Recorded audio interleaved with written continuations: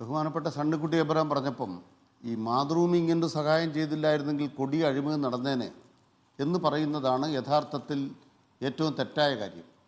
അതിന് അദ്ദേഹത്തോട് എനിക്ക് പറയാനുള്ള കാര്യം, അദ്ദേഹത്തിന് അറിയാവുന്ന UDF നേതാക്കന്മാരെല്ലാം, പ്രിയപ്പെട്ട നേതാക്കന്മാരെല്ലാം കേരളം ഭരിച്ചുകൊണ്ടിരുന്നപ്പോൾ ആകെ 5 കൊല്ലത്തിനിടയ്ക്ക് 1 ലക്ഷം രൂപയാണ് ബാർ ലൈസൻസ് ഫീസ് വർദ്ധിപ്പിച്ചത്.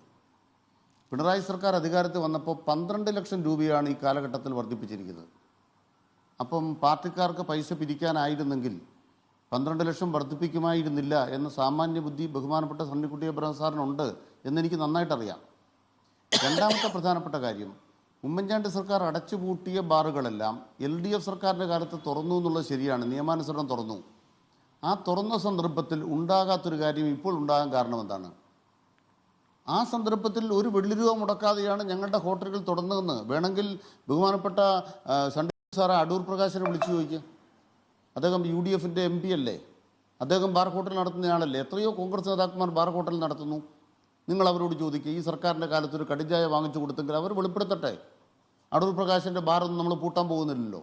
നിങ്ങൾ പറയട്ടെ, അടൂർ പ്രകാശ് പറയട്ടെ, ഞാൻ ചലഞ്ച് അടൂർ പ്രകാശ്, നിങ്ങൾ പണം കൊടുത്തിട്ടുണ്ടെങ്കിൽ പറയൂ, ഈ സർക്കാരിൻ്റെ കാലത്ത് UDF സർക്കാരിൻ്റെ കാലത്തെ പോലെ അങ്ങ് നികുതി വകുപ്പ് സെക്രട്ടറിയെ വിളിച്ച് 5 ലക്ഷം രൂപ കൂട്ടാൻ പോകുമെന്ന് പറഞ്ഞിട്ട് ആ കാശ് പോക്കറ്റിട്ട് വാങ്ങിച്ച പരിപാടി അദ്ദേഹത്തിൻ്റെ തന്നെ ബന്ധുവാണല്ലോ ബിജു രമേശ്. ആ ബിജു രമേശ് പറഞ്ഞ പരിപാടി LDF കാലത്ത് നടന്നുവെന്ന് അടൂർ പ്രകാശ് തന്നെ വെളിപ്പെടുത്തട്ടെ. ഞങ്ങളുടെ ബോധ്യം അങ്ങനെ പറയില്ല എന്നാണ്, അടൂർ പ്രകാശ് പറയില്ല എന്ന് എൻ്റെ ബോധ്യം. മൂന്നാമത്തെ കാര്യം ഞാൻ പറയുന്നത്, ഇപ്പം തന്നെ കേരള സർക്കാർ ഓൺലൈനാക്കി. എന്തിനാ ഓൺലൈനാക്കുന്നത്? അത് നമ്മൾ നേരത്തെ ചർച്ച ചെയ്തിട്ടുള്ള വിഷയമല്ലേ അഡ്വക്കേറ്റ് അനിൽകുമാർ. ഇപ്പോൾ ശ്രീ സണ്ണിക്കുട്ടി എബ്രഹാം ചോദിക്കുന്ന ചോദ്യം, മന്ത്രിമാർക്ക് പറഞ്ഞുകൂടായിരുന്നോ സെക്രട്ടറി തലത്തിൽ ഈ ചർച്ച തുടങ്ങിയിട്ടുണ്ട് എന്ന്? അത് ഒളിച്ചു വെച്ചത് എന്തിനാ? അവിടെയാണ് തെറ്റിപ്പോകുന്നത്. മന്ത്രിമാർ ബന്ധപ്പെട്ടുകൊണ്ട്, മന്ത്രിസഭ ബന്ധപ്പെട്ടുകൊണ്ട് ഒരു ചർച്ച ആരംഭിക്കാനും ആരും ചുമതലപ്പെടുത്തിയിട്ടില്ല. പക്ഷെ ഇവിടെ സർക്കാരിൻ്റെ മന്ത്രിനയം തീരുമാനിക്കപ്പെടാൻ കാത്തിരിക്കുമ്പോൾ അവരുടെ ഓഫീസ് റെഡിയായിരിക്കില്ലേ? അതിൻ്റെ ഭാഗമായി ഏതെങ്കിലും സെക്രട്ടറി ആരോടെങ്കിലും പറഞ്ഞിട്ടുണ്ടെങ്കിൽ അതൊരു വിഷയമാണോ? അത് മറച്ചു വെക്കാനാണോ മന്ത്രിമാർ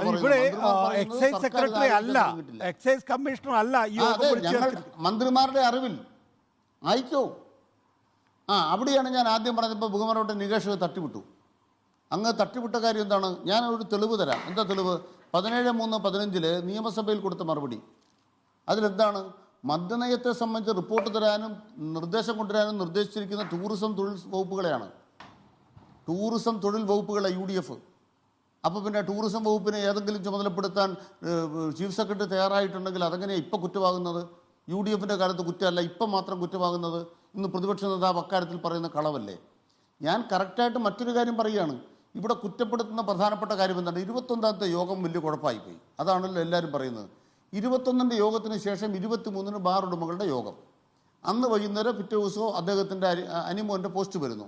പോസ്റ്റിൽ എന്താ പറയുന്നത്? ഇങ്ങനെ നയമൊക്കെ മാറ്റാൻ പോകുന്നുണ്ട്, പൈസ കൊടുക്കാതെ പരിപാടി നടക്കുമെന്ന് പലരും പറയുന്നുണ്ട്. അത് വിശ്വസിക്കരുത്, നിങ്ങൾ പൈസ കൊടുക്കണം. രണ്ടാമത്തെ കാര്യം എന്താ പറയുന്നത്? 3-1 പേർ പണം കൊടുത്തു കഴിഞ്ഞു. പിന്നെന്താ പറയുന്നത്? ഇടുക്കി ജില്ല ഒരാൾ പൈസ കൊടുത്തു കഴിഞ്ഞു. അപ്പോൾ ഇത് ഏത് പിരിവിനെ കുറിച്ചാണ് പറയുന്നത്? 21ന്റെ യോഗം പിരിവായിട്ട് എന്താ ബന്ധം? 21ന്റെ യോഗം പിരിവായിട്ട് എന്താ ബന്ധം? ആ പിരിവെന്ന് പറയുന്നത് ഓഫീസിൻ്റെ പിരിവാണെന്നുള്ളത് അവരുടെ നോട്ടീസ് അടക്കം അല്ലെങ്കിൽ അവരുടെ പോസ്റ്റർ അടക്കം ഇപ്പം നമ്മുടെ പൊതുമണ്ഡലത്തിൽ ലഭ്യമാണ്. ഇനി ആർക്കെങ്കിലും സംശയം ഉണ്ടെങ്കിൽ അവർക്ക് തിരുവനന്തപുരത്ത് വാങ്ങിക്കുന്ന സ്ഥലം നമ്മുടെ മുമ്പിൽ ലഭ്യമാണ്. ആർക്കും അന്വേഷിച്ച് കണ്ടെത്താൻ പറ്റും. അപ്പോൾ അവിടെ കെട്ടിടവുമായി ബന്ധപ്പെട്ടൊരു പിരിവുമായി ബന്ധപ്പെട്ട് ചിലപ്പോൾ വർത്തമാനം കാണും. അതിൽ പൈസ പിരിച്ചെടുക്കാൻ വേണ്ടി ഇദ്ദേഹം ഈ ന്യായം പറഞ്ഞു. കെട്ടിട പിരിവിന് വേണ്ടി ബാർ ഉടമകളുടെ അസോസിയേഷൻ തീരുമാനിച്ചിട്ടുള്ളത് 1 ലക്ഷം രൂപ വീതം പിരിക്കാനാണ്. ഇത് 2.5 ലക്ഷം രൂപയാണ്. നോക്കൂ, നേരത്തെ നിയമസഭാ തെരഞ്ഞെടുപ്പ് കാലത്ത് ഈ ഓരോ ബാർ ഉടമകളിൽ നിന്നും സംസ്ഥാന നേതൃത്വം രാഷ്ട്രീയ പാർട്ടികൾക്ക് സംഭാവന കൊടുക്കാൻ വേണ്ടി 3 ലക്ഷം രൂപ വെച്ച് നിയമസഭാ തെരഞ്ഞെടുപ്പിൽ പിരിച്ചു, 2 ലക്ഷം രൂപ വെച്ച് ലോക്സഭാ തെരഞ്ഞെടുപ്പിൽ പിരിച്ചു. അങ്ങനെ ഇവർക്ക് ഓരോ ഹെഡിലും ഓരോ കണക്കുണ്ട്. കെട്ടിട നിർമ്മാണത്തിന് 1 ലക്ഷം, നിയമസഭാ തെരഞ്ഞെടുപ്പിന് 3 ലക്ഷം, 2 ലക്ഷം ലോക്സഭാ തെരഞ്ഞെടുപ്പിന്. ഇതിന് 2.5 ലക്ഷം രൂപയാണ് ഹെഡിൽ. അവിടെയാണ് ഞങ്ങൾക്ക് വ്യത്യസ്ത അഭിപ്രായമുള്ളത്. അങ്ങനൊരു പണപ്പിരിവ് ഏതെങ്കിലും ബാർ ഹോട്ടൽ സംഘടനയെ ചുമതലപ്പെടുത്തിയിട്ട് ഇടതുപക്ഷം പിരിക്കാറില്ല, ഇടതുപക്ഷം വാങ്ങാറുമില്ല. ഞങ്ങളുടെ രീതി അങ്ങനല്ല. ഞങ്ങളുമൊക്കെ തന്നെ ഈ നാട്ടിൽ പൈസ പിരിവിന് പോകുന്നവരാണ്. ബാർ ഹോട്ടലുകളിലും പൈസ പിരിക്കാൻ പോകാറുണ്ട്. അത് വ്യക്തിപരമായി അവരെ കണ്ട വ്യക്തിയെ കണ്ടിട്ട്, ബിസിനസ് നടന്ന വ്യക്തിയെ കണ്ടിട്ട് പാർട്ടി ഫണ്ട് വരുമ്പോൾ കാശ് ചോദിക്കാറുണ്ട്, ഇലക്ഷൻ വരുമ്പോൾ പണം ചോദിക്കാറുണ്ട്. ഇതല്ലാണ്ട് ഒരു ജില്ലയിലെ മൊത്തം ആളുകൾ കൂടി അല്ലെങ്കിൽ സംസ്ഥാനത്തെ മൊത്തം ആളുകൾ കൂടി പണം ഏൽപ്പിക്കുന്ന രീതിയൊന്നും ഞങ്ങളാരും കണ്ടിട്ടില്ല. അപ്പൊ സാർവത്രികമായി സംഭവിക്കുന്ന കാര്യമാണ്. ഇപ്പോ CMRL വിവാദം വന്നപ്പോ ആദായ നികുതി വകുപ്പ് ചെയ്തിട്ടുള്ളത് എന്താണ്? 65 കോടി രൂപ ഇവിടുത്തെ രാഷ്ട്രീയ പാർട്ടികൾക്ക് പണം നൽകിയിട്ടുണ്ട്. ഏതൊക്കെ രാഷ്ട്രീയ പാർട്ടി നേതാക്കൾക്കാണ് അവർ നൽകിയത് എന്ന് അവരുടെ ചുരുക്കപ്പേര് വെച്ച് ആദായ നികുതി വകുപ്പിന്റെ സെറ്റിൽമെന്റ് ബോർഡ് അംഗീകരിച്ച് കൊടുത്തിട്ടുള്ള കണക്കിൽ പറയുന്നുണ്ട് ശ്രീ അനിൽകുമാർ. അത് സാർവത്രികമായി ഇന്നാട്ടിൽ നടക്കുന്നതാണ്. അവിടെ അങ്ങേക്ക് തെറ്റി. ആ സാർവത്രികത്തിൽ CPM ഇല്ല. ആ സാർവത്രികത്തിൽ CPM ഇല്ലാത്ത കൊണ്ടാണ് ഇലക്ട്രൽ ബോണ്ട് കേസിൽ ഞങ്ങൾ യുദ്ധത്തിന് പോയത്. ഞാനല്ല എന്ന് പറഞ്ഞാൽ CPM ഇല്ല എന്നാണോ അതിന്റെ അർത്ഥം? വാങ്ങിക്കാൻ പറ്റില്ല. ഞാൻ പറയട്ടെ അങ്ങ് ദയവായി കേൾക്കൂ, ഞാനൊന്ന് പറയട്ടെ സാർ. ഞങ്ങൾ കൃത്യമായിട്ട് പറയുന്നത് അങ്ങനെയാണ്. ഇലക്ട്രൽ ബോണ്ട് വന്നപ്പോഴത്തേക്കും ഞങ്ങളൊന്ന് ചാഞ്ഞു കൊടുത്ത 1000 കോടി ഞങ്ങൾക്ക് ഇവിടെ കേരളത്തിൽ പിരിക്കാമല്ലോ. ഞങ്ങൾ ആ കച്ചവടത്തിലില്ല. അതുകൊണ്ട് ഏതെങ്കിലും തരത്തിൽ ഈ മറ്റേ ഇൻട്രസ്റ്റ് സെറ്റിൽമെൻറ്റ് ബോർഡ് എഴുതി വെക്കുന്ന കടലാസിൻ്റെ മേലെ ഞങ്ങൾ രാഷ്ട്രീയമായി ബാധ്യതപ്പെട്ടവരല്ല.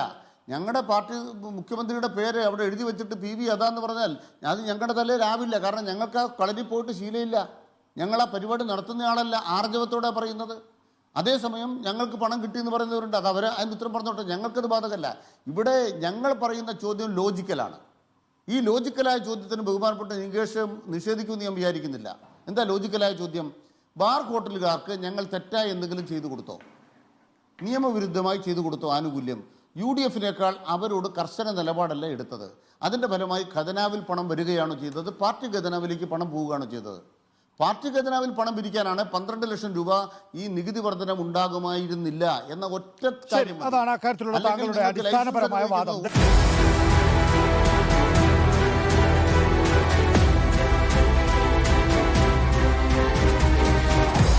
Debate with MV Nikesh Kumar.